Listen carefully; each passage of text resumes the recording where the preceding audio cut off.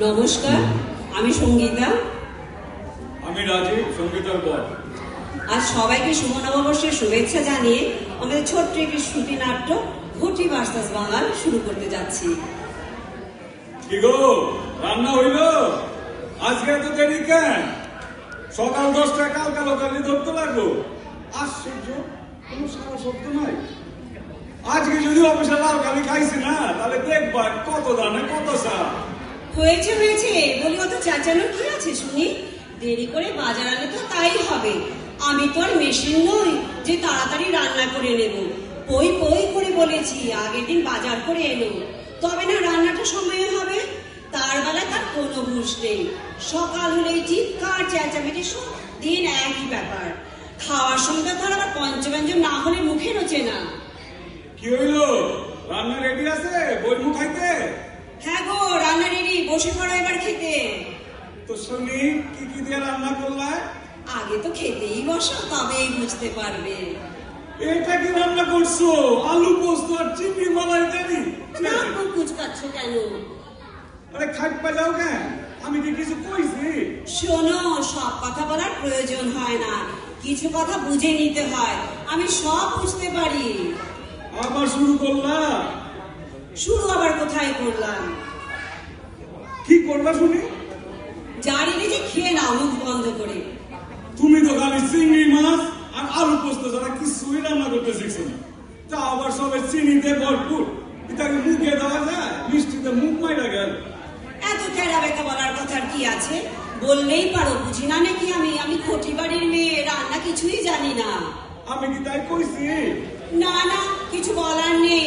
খুব সাধু পুরুষ, আমি যেন কিছুই বুঝতে পারি না। যত ন্যাকামো মার্কার কথা, আমি তো কিছু বলিনি।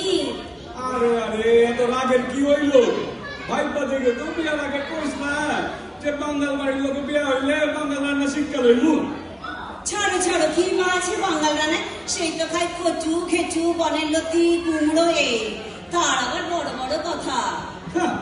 কসুলো তো রান্না করতে করতে তো হিমশিম খাইয়া গেলাই গো। হ্যাঁ বুঝেছি, আমরা বাঙাল, আমরা খটি ভালো খেতে জানি না।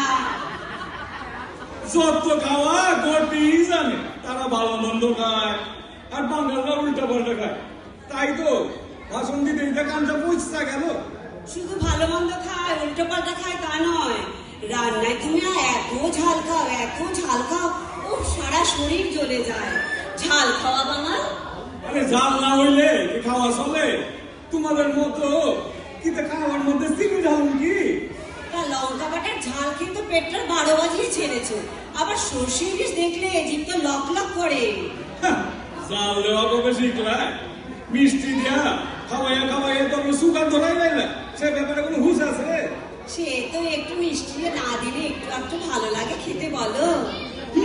রান্নায় মিষ্টি আমার বিলকুল পছন্দ না। একটু মানা হইলে জাল না হইলে মার লাগে খানি।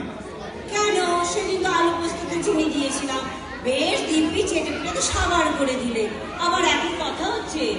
সে তো একটু ভালোই লাগে, কিন্তু প্রত্যেক দিন এইরকম মুখে রুচি কই বংশান। হ্যাঁ, তোমরা গর্বিত, তোমরা বাঙাল, শুটকি মাছ খাওয়া বাঙাল। ওহো, তোমরা তো আবার ড্রাই ফিশ বলতে ভালোবাসো। একদিন ড্রাই ফিশ খাইয়া দেখো, তাহলে ঘটিরা মর্ম বুঝবো। তোমরা তো খালি চিংড়ি মাছ ছিল। ঘটিরা বুঝতেও চায় না, যত সব পচা খাওয়া। অন্নপ্রাশনে ভাত উল্টে বেরিয়ে আসে। শুনো, বাঙালরা শুটকি মাছ খায়, আবার ইলিশ মাছও খাইতে জানে। ঘটিরা আবার বাঙাল রান্না কি বুঝবো? আমিও পাল্টা বলতে পারি, বাঙালরা ঘটিরা না কি বুঝবে? ইলিশ হইল রান্নার বেস্ট রেসিপি, আর সেখানে পুস্তর মালাইকারি নিতান্তই আসে না। ইলিশ হইল মাছের রাজা, আর চিংড়ি সাপোর্টিং মাছ। কিছু লোকে দিলে হইয়া যাইব। হয়েছে, শাক পাতা, কচুলতি, নারকোল, কুমড়ি, এসব থেকে না ঘটিদের খাবার ঢের ভালো। এ আর নতুন করে কিছু বলবার নেই। বাসন কম ধরিয়া বাঙাল রান্নাটা শিক্ষা লো, কাজে লাগবো। বাঙাল বাড়ির বউ বাঙাল রান্না জানো না, ভাবতেও সরম লাগে। কেন? তুমি তো ঘটি বাড়ির জামাই, তুমি বাঙাল রান্না খেলে শিখে নাও এবার। আমাকে আত্মীয় স্বজন বাইরে আইলে মেয়ে খালি খাওয়াই খায় ঘটি খালি। হ্যাঁ তাই হবে। খিদের নাম বাবাজি, ওহো ঠেলার নাম বাবাজি। শুনো তোমাকে বাড়ির লোক আইলে গটি খানি, আমাকে বাড়ির লোক আইলে কিন্তু বাঙাল খানি, কইয়া দিলাম। খুব ঘুরে বাঙাল হচ্ছে তাই না? তোমাদের পূর্বপুরুষ তো ছিল ওপার বাংলায়, ওখানে ঠাই পেল না, এলে এখানে আবার বড় বড় কথা। আইসে তো কি হয়েছে?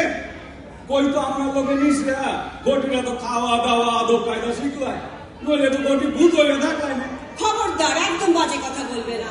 আমিও বলতে পারি ঘটিদের সাথে না মিশলে বাঙালরা ভূত হয়ে থাকবে। চুপ, একদম চুপ। তুমি চুপ, তোমার চোদ্দ গোষ্ঠী চুপ। অসহ্য। তুমি অসহ্য, তুমি চোখের বিষ। তুমি চোখের বিষ করছো আমারে।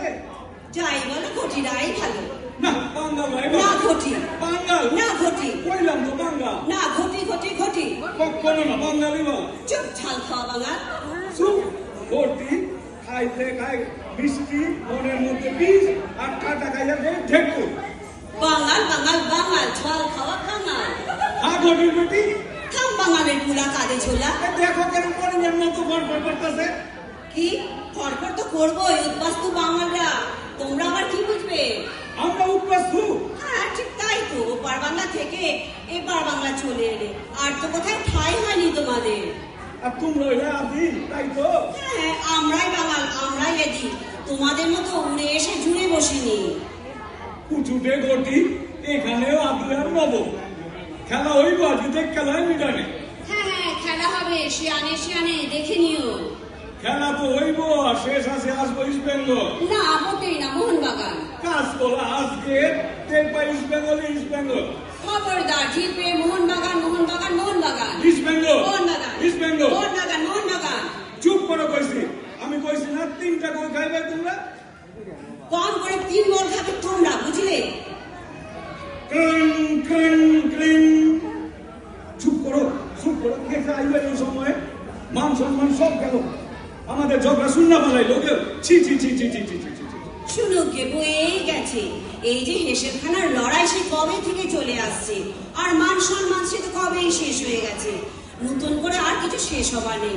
আর বলে রাখলাম, কাল থেকে আর আমি হেসেলখানায় ঢুকছি না কিন্তু।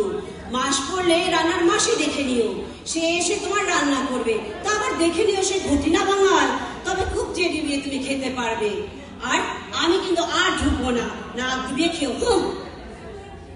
আমাদের ছোট্ট প্রয়াস, আশা করি আপনাদের ভালো লেগেছে। নমস্কার। সবাই ভালো থাকো।